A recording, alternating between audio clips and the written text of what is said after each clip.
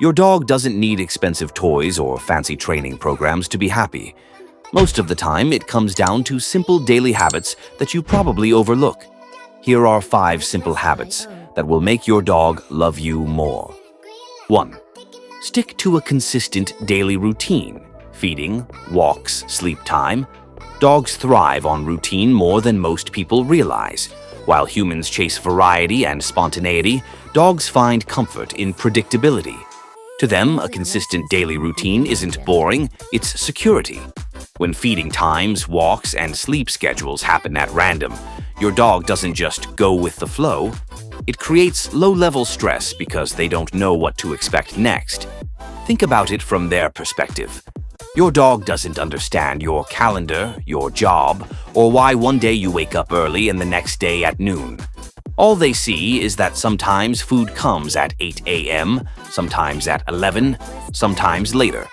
That inconsistency builds anxiety over time, especially in more sensitive or high-energy dogs. Feeding your dog at the same time every day helps regulate their digestion, energy levels, and even behavior. A dog that knows when food is coming is calmer and less likely to beg, whine, or become obsessive around meals. It creates structure in their day, something they naturally look for. Walks are just as important, if not more. A walk isn't just physical exercise, it's mental stimulation. It's how your dog explores the world. When walks happen randomly or are skipped often, dogs can become frustrated, bored, and eventually destructive.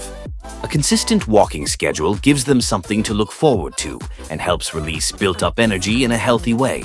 Sleep routines matter too. Dogs sleep a lot, but the quality of that rest depends on feeling safe and relaxed. When their daily rhythm is stable, their body knows when it's time to wind down. Constant changes in activity, noise, or schedule can disrupt that, leading to restlessness or clingy behavior. The key idea is simple. Consistency builds trust. When your dog can predict their day, they feel more in control of their environment. That sense of stability makes them calmer, more balanced, and easier to train. You don't need a perfect schedule down to the minute. You just need to stop being chaotic. Feed them around the same time. Walk them at roughly the same hours. Let their day follow a pattern they can rely on. To you, it's just routine. To your dog, it's peace of mind. 2. Give your dog real walks, not just quick bathroom trips. Most dog owners think they're walking their dog. In reality, they're just giving it a quick bathroom break and calling it exercise. A real walk is not about how fast you go or how quickly your dog pees. It's about giving your dog time to explore, think, and burn both physical and mental energy. When you rush the walk, you're skipping almost everything that actually matters to them. Dogs experience the world primarily through smell. While you're looking around, checking traffic, or thinking about your day, your dog is reading an entire story on the ground with their nose. Every scent is information. Other dogs, people, food, territory. When you constantly pull them away or rush them, it's like interrupting someone every 2 seconds while they're trying to read. A proper walk means slowing down and letting your dog sniff. It might look like doing nothing to you, but for your dog, it's mental stimulation. And mental stimulation is just as important as physical exercise. In fact, a dog that gets to sniff and explore is often more satisfied than one that just runs in a straight line. Short, rushed walks lead to frustration. That energy doesn't disappear, it builds up. And when it builds up, it shows up as behaviors you probably don't like. Chewing things, barking more, being restless, or acting out for attention. Then people say their dog is bad or hyper, when in reality it's just understimulated. A real walk also gives your dog a sense of purpose. Instead of being stuck inside all day waiting for something to happen, they get a structured moment where they can move, explore, and engage with the world. That's huge for their overall mood and behavior. This doesn't mean every walk has to be an hour long, but it does mean that when you go out, you should actually be present. Give them time. Let them sniff. Let them experience the environment instead of rushing them through it. Even adding 10 to 15 extra minutes of a relaxed, exploratory walk can make a noticeable difference in how your dog behaves at home. They'll be calmer, more balanced, and less likely to seek out their own entertainment at your expense. At the end of the day, your dog doesn't care about how efficient your walk is. They care about how meaningful it is. And right now, if your walks feel rushed and repetitive, your dog definitely notices. 3. Use positive reinforcement instead of punishment. Most people think discipline means correcting bad behavior. So when their dog does something wrong, they raise their voice, punish it, or try to show who's boss. The problem is, dogs don't learn the way humans do. They don't sit there reflecting on what they did wrong and deciding to be better next time. They learn through association. When you punish a dog, you're not clearly teaching them what not to do. You're usually just teaching them that you can be unpredictable or even scary. Positive reinforcement works differently. Instead of focusing on what your dog is doing wrong, you reward what they're doing right. And because dogs repeat behaviors that get rewarded, they naturally start choosing those behaviors more often. It's simple. If sitting calmly gets attention, treats, or praise, your dog will sit calmly more. If jumping, barking, or pulling only gets ignored or redirected, those behaviors lose value over time. Punishment, on the other hand, often creates confusion.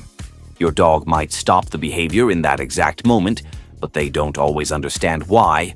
Or worse, they associate the punishment with something unrelated, like your presence, other dogs, or certain environments.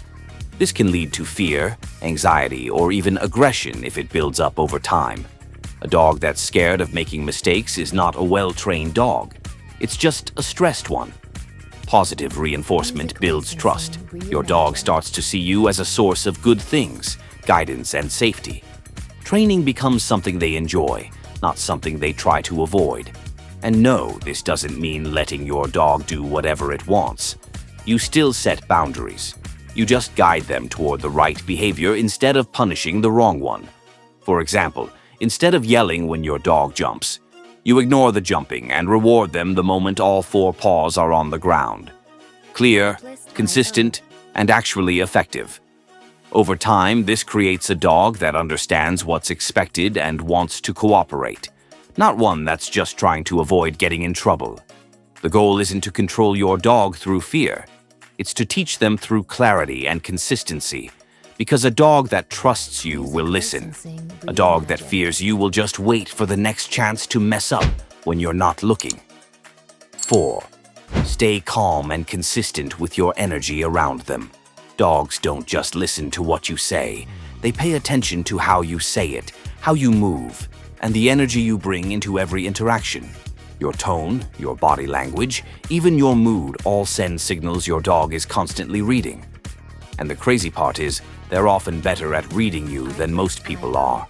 If your energy is inconsistent, your dog gets confused. One moment you're calm, the next you're loud, frustrated, or overly excited. To you, it might feel normal. To your dog, it feels unpredictable. And unpredictability creates stress. Dogs look for stability in their environment. They want to understand what's going on and what's expected of them. When your reactions change depending on your mood, it becomes harder for them to learn. For example, if your dog jumps on you and sometimes you laugh and pet them, but other times you get annoyed and push them away, what are they supposed to learn? From their perspective, the same behavior leads to different outcomes. That's confusing, and confusion slows down learning. Staying calm doesn't mean being passive. It means being clear and controlled. When your dog does something wrong, reacting with frustration or anger doesn't teach them faster. It usually does the opposite.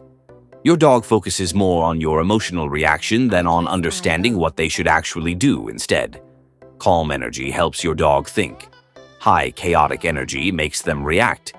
The same goes for excitement. If you come home and immediately bring intense, loud energy, your dog matches that level. That's why some dogs go crazy when their owners walk through the door. But if you stay calm, move slowly, and greet them without making it a big event, they learn to stay balanced too. Consistency is just as important as calmness. Your dog needs to know that your reactions don't randomly change. The same behavior should always lead to the same response from you. That's how patterns are built, and dogs learn through patterns. Over time, your energy becomes a reference point for your dog. If you're calm, they relax. If you're tense, they become alert. If you're chaotic, they mirror that chaos. You don't need to dominate your dog, you need to lead it. And leadership, for a dog, doesn't come from being loud or aggressive. It comes from being steady, predictable, and in control of yourself. 5. Spend focused, distraction-free time with your dog daily. Most people think they spend time with their dog, but being in the same room isn't the same as actually being present. If you're on your phone watching something or distracted the whole time, your dog can tell. To them, that's not real interaction, it's just background existence. Dogs crave attention in a very simple way. They don't care about expensive toys or complicated activities as much as they care about you being engaged with them. Focused time means you're actually there. No phone, no distractions, no half-effort. It can be something simple like playing, training, or even just sitting with them and giving them your full attention. What matters is the quality of the interaction, not just the fact that it happens. Dogs are incredibly tuned into human behavior. They notice when your attention is fully on them versus when it's divided. And when they consistently get ignored or only partial attention, they start seeking it in other ways. That's when you see behaviors like barking for no reason, bringing you random objects, or interrupting you constantly. It's not that your dog is annoying. It's that they're trying to connect with you in the only way they know how. Even 15 to 20 minutes of real, focused interaction each day can completely change your dog's behavior. It helps build a stronger bond, reduces anxiety, and gives them a sense of fulfillment that passive time simply doesn't provide. Training sessions are especially powerful here, not just because your dog learns commands, but because it becomes a shared activity. Your dog is working with you, paying attention to you, and being rewarded for it. That creates engagement on a deeper level. Playtime works the same way. A quick game of tug, fetch, or even just moving around together gives your dog both physical activity and emotional connection. And the best part? This kind of time doesn't just benefit your dog, it also makes your dog more responsive, calmer, and easier to live with. Because when a dog feels connected and fulfilled, they don't need to constantly demand attention. They already got what they needed. At the end of the day, your dog has a pretty simple life. You are a huge part of it. So when you give them your time, actually give it, not the leftover version of it. Because to your dog, those few minutes of real attention mean everything. Your dog doesn't need perfection, just a few better habits done consistently. Start small, stay consistent, and you'll have a happier, calmer dog in no time.